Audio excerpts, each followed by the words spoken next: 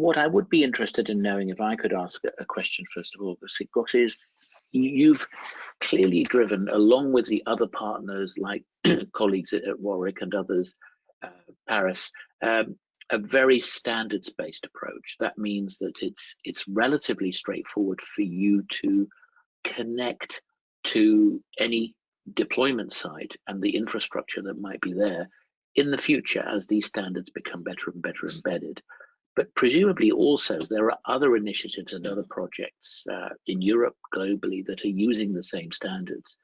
Do you foresee the opportunity for an even wider range of collaborating components in the future?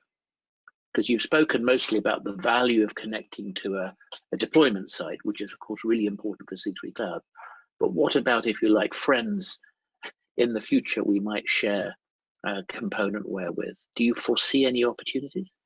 Yeah, for example, one simple such example is the clinical decision support services. As you know, in C3-Cloud, we have implemented a bunch of them, 28 of them, to automate a number of clinical guidelines. But in C3-Cloud, we have selected 4 diseases, but if we are going to extend it, we need to cover more evidence-based guidelines. We need to cover more CDS services. But since we have selected CDS UX standard, which is based on again HR7 FHIR, if anybody uses provides CDS services that are in compliance with CDS UX services, it will be possible for us, for our platform, to get integrated with that very, very easily. This is one example that comes to my mind. And another thing is this is what we have done together with Trillium2 project with IPS.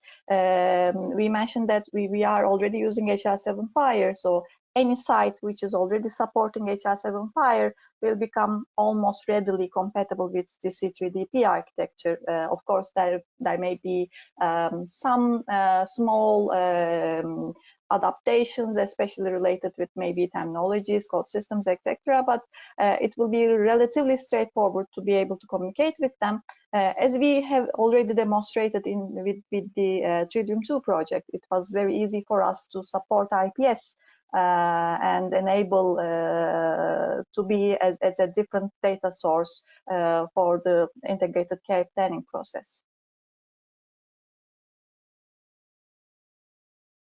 That's great. That's very helpful. I will just state that David Ruslan has posted a very nice remark.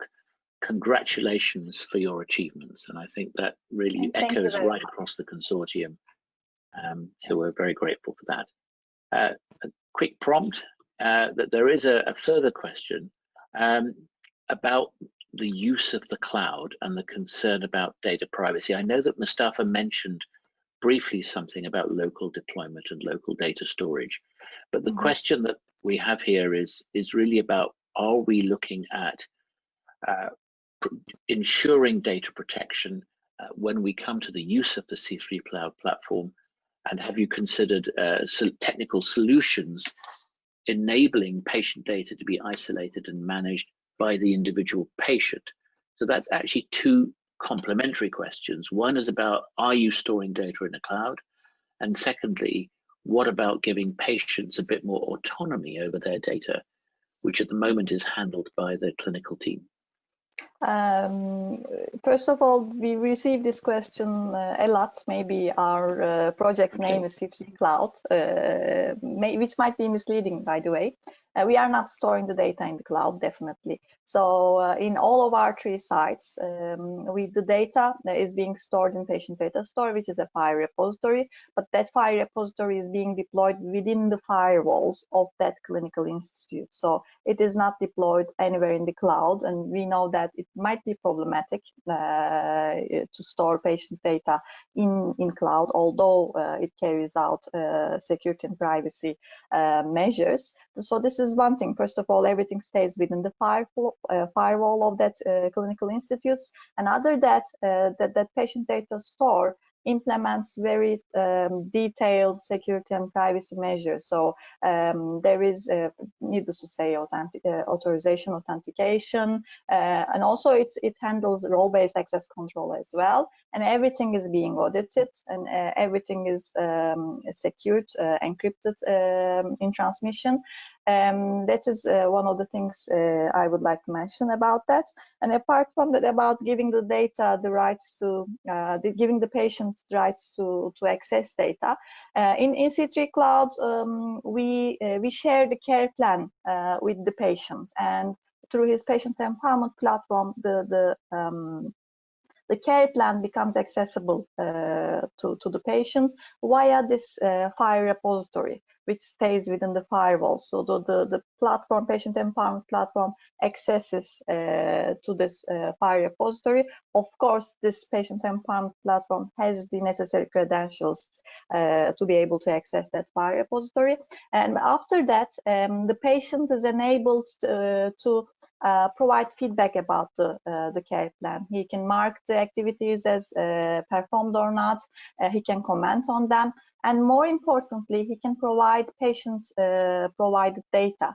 He can record observations. We from time to time, we assign activities to the patients to carry out self-blood glucose management, for example. He can use devices, or manually he can record data. He can report symptoms, and those data again becomes available in the FHIR repository and becomes accessible by the clinicians. But this is important to say again, all these patient-provided data are clearly marked that these are provided by patients. So this is specifically asked by our partners, clinical partners. So they need to know the source of the information, and in C3DP they are clearly marked as patient-provided data.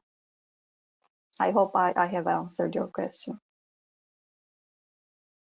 That's very helpful, Doctor. I think in the future, there may be an interest in, I mean, this is not for C3-Cloud to dictate, but if a healthcare environment wanted to have transparency with its patients, presumably the patient summary in the C3DP could also be made available in a kind of view-only mode for the patient. I mean, they probably can't start adding care team members and changing their own prescriptions.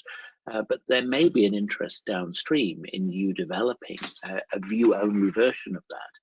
So a particular healthcare environment could choose to make its data available to the patients in this friendly form. That is the growing fashion of transparency and openness to patients. So we should look to how we could maybe find funding to do that as part of a future development. Hopefully. Good, thank you.